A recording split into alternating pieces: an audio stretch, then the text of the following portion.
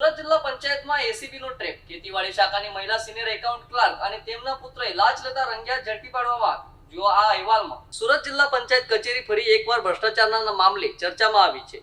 Anti corruption bureau એટલે ACB દ્વારા જિલ્લા પંચાયતની ખેતીવાડી શાખામાં સફળ ટ્રેપ કાર્યવાહી હાથ ધરવામાં આવી હતી।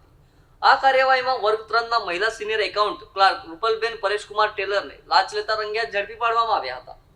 ચોંકાવનારી બાબત એ છે કે આ કેસમાં તેમના 19 વર્ષીય પુત્ર જીત ટેલરની પણ સંડોવણી સામે આવી છે।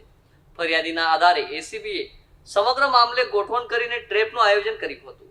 તપાસ દરમિયાન લાંચની રકમ સ્વીકારતા બંનેને ઝડપી લેવામાં આવ્યા હતા। એસીબીની ટીમે સ્થળ પર જરૂરી પુરાવા એકત્ર કરી આગળની કાર્યવાહી હાથ ધરી છે। બંને આરોપીઓ સામે ભ્રષ્ટાચાર નિવારણ અધિનિયમ હેઠળ ગુનો નોંધવાની પ્રક્રિયા શરૂ કરવામાં આવી છે। આ ઘટનાને લઈને જિલ્લા પંચાયત કચેરીમાં ભારે ચર્ચા અને ચકચારનો માહોલ જોવા મળી રહ્યો છે। હાલ એસીબી સમગ્ર મામલે વધુ તપાસ ચલાવી રહી છે।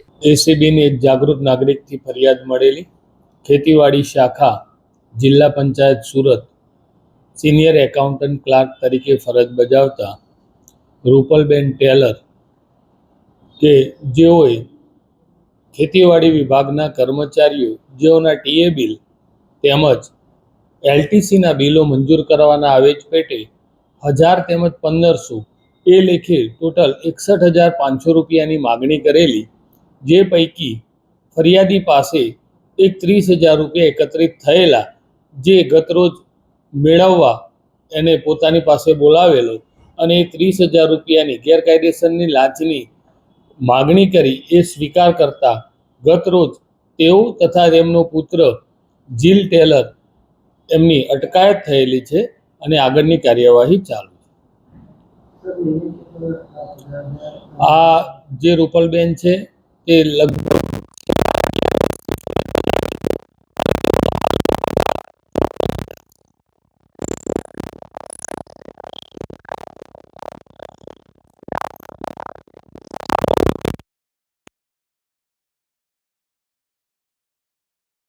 પણ જો કંઈ એવી હકીકત મળી આવશે તો એ દરેક દિશાએ અમે તપાસ કરનાર છીએ।